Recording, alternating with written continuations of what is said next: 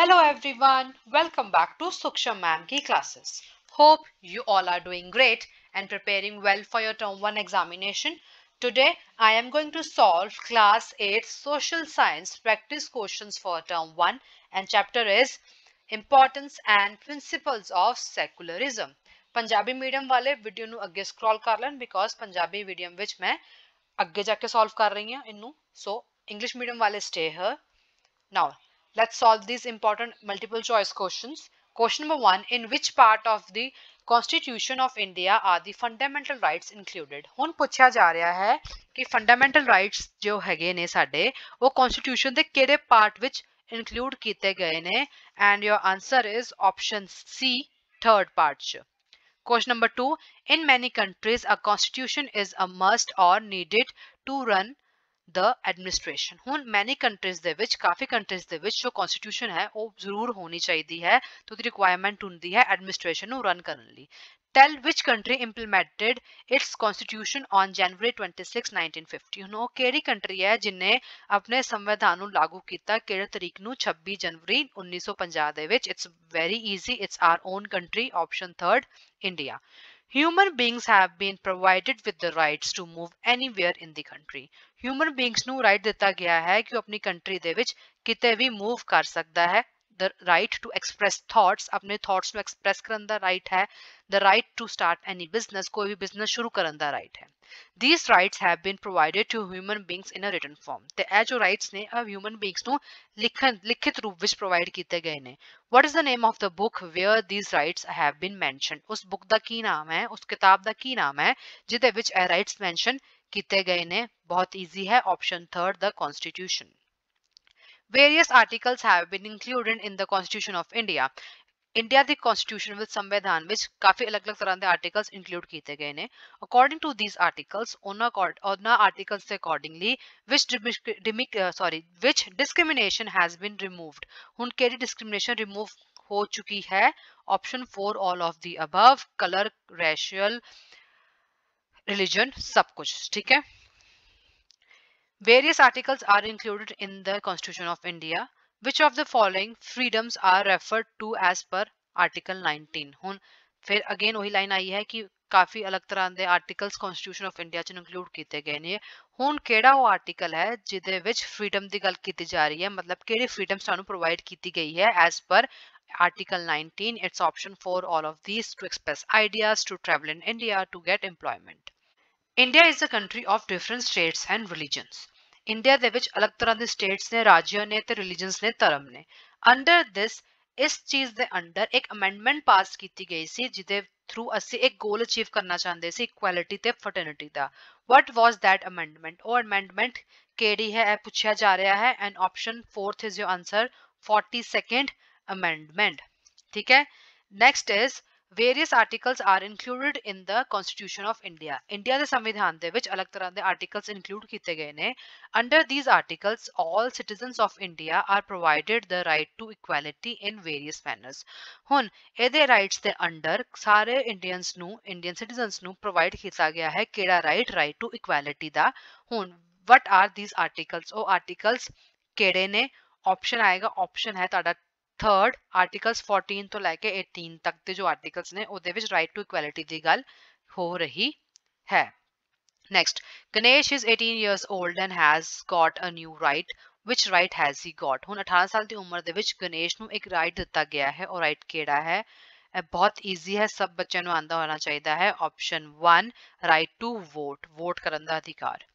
Which justice provides Rahul's father equal opportunity to earn a livelihood, equal pay for equal work? ਹੁਣ ਕਿਹੜਾ justice ਹੈ ਜਿਹਦੇ under Rahul ਦੇ ਪਾਪਾ ਨੂੰ equal opportunity ਮਿਲਦੀ ਹੈ ਪੈਸੇ ਕਮਾਉਣ ਦੀ ਤੇ equal pay the for equal work, ਜਿੰਨਾ ਕੰਮ ਕਰ ਰਹੇ ਹੋ ਉਸ ਸਭ ਤੁਹਾਨੂੰ pay ਕੀਤਾ ਜਾਏਗਾ. It's option 2nd, economic justice. Ramesh belongs to scheduled tribes.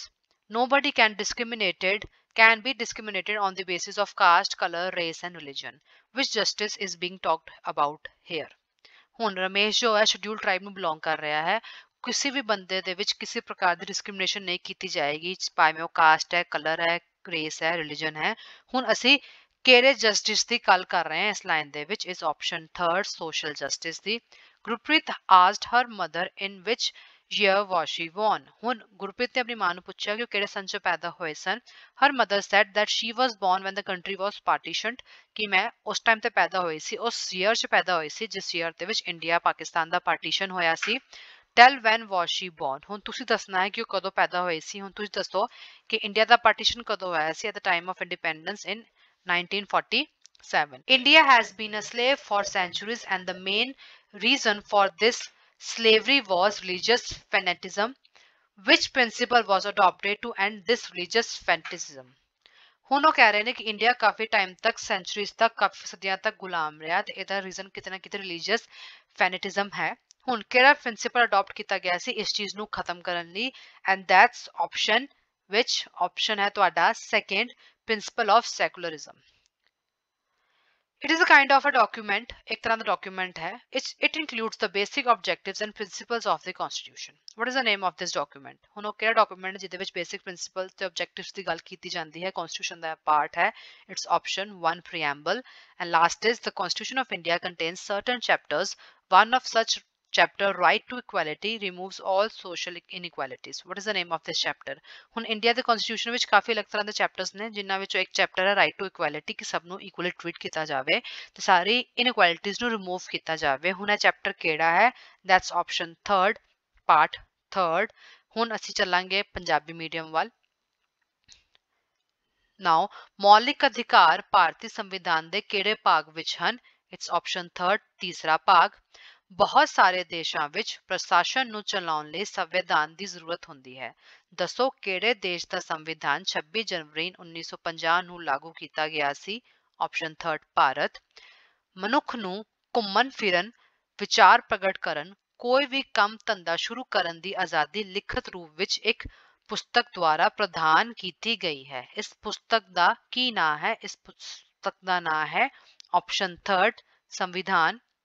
Bharat ਸੰਵਿਧਾਨ ਵਿੱਚ ਵੱਖ-ਵੱਖ ਅਨੁਛੇਦਾਂ ਦੀ ਵਿਵਸਥਾ ਕੀਤੀ ਗਈ ਹੈ. ਇਨ੍ਹਾਂ ਅਨੁਛੇਦਾਂ ਅਨੁਸਾਰ ਕਿਹੜੇ ਭੇਦਭਾਵ ਨੂੰ ਖਤਮ ਕੀਤਾ ਗਿਆ ਹੈ? ਆਪਸ਼ਨ 4 ਉਪਰੋਕਤ ਸਾਰੇ ਰੰਗ, ਨਸਲ, ਧਰਮ. ਭਾਰਤੀ ਸੰਵਿਧਾਨ ਵਿੱਚ ਅਨੁਛੇਦ ਦਿੱਤੇ ਗਏ ਹਨ. ਹੇਠ ਲਿਖਿਆਂ ਵਿੱਚੋਂ ਅਨੁਛੇਦ 19 ਦੇ ਅਨੁਸਾਰ ਕਿਹੜਾ ਸੁਤੰਤਰਤਾ ਦੀ ਗੱਲ ਕੀਤੀ ਗਈ ਹੈ? ਕਿਹੜੀ?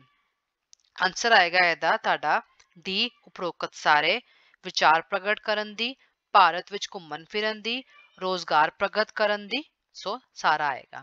ਭਾਰਤ ਵੱਖ-ਵੱਖ ਰਾਜਾਂ ਅਤੇ ਧਰਮਾਂ ਦਾ ਦੇਸ਼ ਹੈ. ਇਸ ਅਧੀਨ ਰਾਸ਼ਟਰੀ ਏਕਤਾ ਅਤੇ ਅਖੰਡਤਾ ਦੀ ਪ੍ਰਾਪਤੀ ਲਈ ਇੱਕ ਸ਼ੋਧ ਕੀਤੀ ਗਈ ਸੀ. ਉਹ ਸ਼ੋਧ ਕਿਹੜੀ ਸੀ? ਕਿਹੜੀ ਸ਼ੋਧ ਕੀਤੀ ਗਈ ਸੀ? ਆਪਸ਼ਨ ਡੀ 42nd ਸ਼ੋਧ. ਨੈਕਸਟ ਇਜ਼ ਭਾਰਤੀ ਸੰਵਿਧਾਨ ਵਿੱਚ ਅਨੁਛੇਦ ਦਿੱਤੇ ਗਏ ਹਨ. ਇਹਨਾਂ ਅਨੁਛੇਦਾਂ ਅਨੁਸਾਰ ਭਾਰਤ ਦੇ ਸਾਰੇ ਨਾਗਰਿਕਾਂ ਨੂੰ ਵੱਖ-ਵੱਖ ਸਮਾਨਤਾਵਾਂ ਦਿੱਤੀਆਂ ਗਈਆਂ ਹਨ. ਇਹ ਅਨੁਛੇਦ ਕਿਹੜੇ ਨੇ? ਹੁਣ ਉਹ ਕਿਹੜੇ ਅਨੁਛੇਦ ਨੇ ਜਿਹਦੇ ਵਿੱਚ ਸਮਾਨਤਾ ਨੂੰ ਟ੍ਰੀਟ ਕੀਤਾ ਜਾਂਦਾ ਹੈ, ਇਕੁਅਲੀ ਟ੍ਰੀਟ ਕੀਤਾ ਜਾਂਦਾ ਹੈ? ਆਪਸ਼ਨ 3 ਅਨੁਛੇਦ 14 ਤੋਂ ਲੈ ਕੇ 18 ਤੱਕ. ਗਣੇਸ਼ ਦੀ ਉਮਰ 18 ਸਾਲ ਹੈ, ਇਸ ਕਾਰਨ ਉਸ ਨੂੰ ਇੱਕ ਨਵਾਂ ਹੱਕ ਮਿਲਿਆ ਹੈ. ਦੱਸੋ ਉਸ ਨੂੰ ਕਿਹੜਾ ਹੱਕ ਮਿਲਿਆ ਹੈ? ਆਪਸ਼ਨ 3 ਆਪਸ਼ਨ ਫਸਟ ਆਏਗਾ ਵੋਟ ਪਾਉਣ ਦਾ. 18 ਸਾਲ ਦੀ ਉਮਰ ਤੁਹਾਨੂੰ ਰਾਈਟ ਟੂ ਵੋਟ ਮਿਲਦਾ ਹੈ, ਸੋ ਵੋਟ ਪਾਉਣ ਦਾ. ਨੈਕਸਟ ਉਹ ਕਿਹੜਾ ਨਿਆਂ ਹੈ ਜਿਸ ਕਰਕੇ ਰਾਹੁਲ ਦੇ ਪਿਤਾ ਜੀ ਨੂੰ ਰੋਜ਼ੀ ਰੋਟੀ ਕਮਾਉਣ ਅਤੇ ਬਰਾਬਰੀ ਦੀ ਮਜ਼ਦੂਰੀ ਲੈਣ ਦਾ ਅਧਿਕਾਰ ਹੈ? ਹੁਣ ਕਿਹੜੇ ਰਾਈਟ ਦੀ ਗੱਲ ਹੋ ਰਹੀ ਹੈ? ਆਪਸ਼ਨ 2 ਆਰਥਿਕ ਨਿਆਂ. ਰਮੇਸ਼ ਅਨੁਸੂਚਿਤ ਕਬੀਲੇ ਨਾਲ ਸੰਬੰਧਿਤ ਹੈ. ਉਸ ਨਾਲ ਜਾਤ-ਪਾਤ, ਰੰਗ, ਨਸਲ ਅਤੇ ਧਰਮ ਦੇ ਆਧਾਰ ਤੇ ਵਿਕਰਤਾ ਨਹੀਂ ਕੀਤਾ ਜਾ ਸਕਦਾ. ਇੱਥੇ ਕਿਹੜੇ ਨਿਯਮਾਂ ਦੀ ਗੱਲ ਕਿਹੜੇ ਨਿਆਂ ਦੀ ਗੱਲ ਹੋ ਰਹੀ ਹੈ? ਨਿਆਂ ਦੀ ਗੱਲ ਹੋ ਰਹੀ ਹੈ.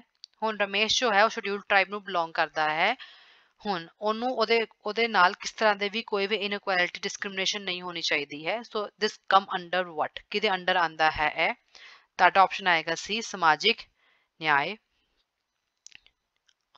ਗੁਰਪ੍ਰੀਤ ਨੇ ਆਪਣੇ ਮਾਤਾ ਜੀ ਕੋਲੋਂ ਪੁੱਛਿਆ ਕਿ ਉਸ ਦਾ ਜਨਮ ਕਿਹੜੇ ਸਨ ਵਿੱਚ ਹੋਇਆ ਸੀ ਤਾਂ ਉਸਦੀ ਮਾਤਾ ਜੀ ਨੇ ਕਿਹਾ ਉਸ ਦਾ ਜਨਮ ਉਸ ਸਮੇਂ ਹੋਇਆ ਸੀ ਜਦੋਂ ਦੇਸ਼ ਦੇ 2 ਟੁਕੜੇ ਹੋਏ ਸਨ. ਦੱਸੋ ਗੁਰਪ੍ਰੀਤ ਦਾ ਜਨਮ ਗੁਰਪ੍ਰੀਤ ਦਾ ਜਨਮ ਕਿਸ ਸਮੇਂ ਵਿੱਚ ਹੋਇਆ? ਕਦੋਂ ਹੋਈ ਸੀ ਵੰਡ ਜੀ? ਆਪਸ਼ਨ 3 1947 ਵਿੱਚ ਆਜ਼ਾਦੀ ਸਮੇਂ। ਭਾਰਤ ਸਦੀਆਂ ਤੱਕ ਗੁਲਾਮ ਰਿਹਾ ਅਤੇ ਇਸ ਗੁਲਾਮੀ ਦਾ ਮੁੱਖ ਕਾਰਨ ਭਾਰਤ ਧਾਰਮਿਕ ਕੱਟੜਤਾ ਸੀ। ਇਸ ਕੱਟੜਤਾ ਨੂੰ ਖਤਮ ਕਰਨ ਲਈ ਕਿਹੜਾ ਸਿਧਾਂਤ ਅਪਣਾਇਆ ਗਿਆ? ਆਪਸ਼ਨ 2 ਧਰਮ ਨਿਰਪੱਖਤਾ ਦਾ ਸਿਧਾਂਤ। ਨੈਕਸਟ ਇਜ਼ ਇਹ ਇੱਕ ਕਿਸਮ ਦਾ ਦਸਤਾਵੇਜ਼ ਹੁੰਦਾ ਹੈ। ਇਸ ਵਿੱਚ ਸੰਵਿਧਾਨ ਦੇ ਮੁੱਖ ਉਪਦੇਸ਼, ਉਸਦੇ ਮੌਲਿਕ ਸਿਧਾਂਤਾਂ ਅਤੇ ਉਸਦੇ ਆਦਰਸ਼ਾਂ ਦਾ ਵਰਣਨ ਕੀਤਾ ਹੁੰਦਾ ਹੈ। ਇਹ ਦਸਤਾਵੇਜ਼ ਦਾ ਨਾਂ ਕੀ ਹੈ? ਇਸ ਦਸਤਾਵੇਜ਼ ਦਾ ਨਾਂ ਕੀ ਹੈ? ਹੁਣ ਦੱਸੋ ਦਾ ਨਾਂ ਕੀ ਹੁੰਦਾ ਹੈ? Now your answer is, answer ਹੈ ਆਪਸ਼ਨ ਏ ਪ੍ਰਸਤਾਵਨਾ ਐਂਡ ਲਾਸਟ ਇਜ਼ ਭਾਰਤੀ ਸੰਵਿਧਾਨ ਵਿੱਚ ਕੁਝ ਭਾਗ ਦਰਜ ਕੀਤੇ ਗਏ ਹਨ। ਇਹਨਾਂ ਵਿੱਚੋਂ ਇੱਕ ਭਾਗ ਵਿੱਚ ਸਮਾਨਤਾ ਦਾ ਅਧਿਕਾਰ ਦਰਜ ਕਰਕੇ ਅਸਮਾਨਤਾਵਾਂ ਨੂੰ ਖਤਮ ਕਰਨ ਦੇ ਪ੍ਰਬੰਧ ਕੀਤੇ ਗਏ ਹਨ। ਇਸ ਭਾਗ ਦਾ ਕੀ ਨਾਂ ਹੈ? ਆਪਸ਼ਨ 3 ਭਾਗ 3। ਤੇ ਇਹਦੇ ਨਾਲ ਸਾਡੀ ਅੱਜ ਦੀ ਵੀਡੀਓ ਖਤਮ ਹੋ ਗਈ ਹੈ। ਸਾਡਾ PDF ਪੂਰਾ ਸੋਲਵ ਹੋ ਗਿਆ ਹੈ। ਜੇ ਵੀਡੀਓ ਯੂਜ਼ਫੁਲ ਲੱਗੀ ਹੋਵੇ ਤਾਂ ਇਹਨੂੰ ਲਾਈਕ ਕਰਨਾ, ਸ਼ੇਅਰ ਕਰਨਾ and subscribe to my channel Sukhsham ma'am ਕੀ ਕਲਾसेस।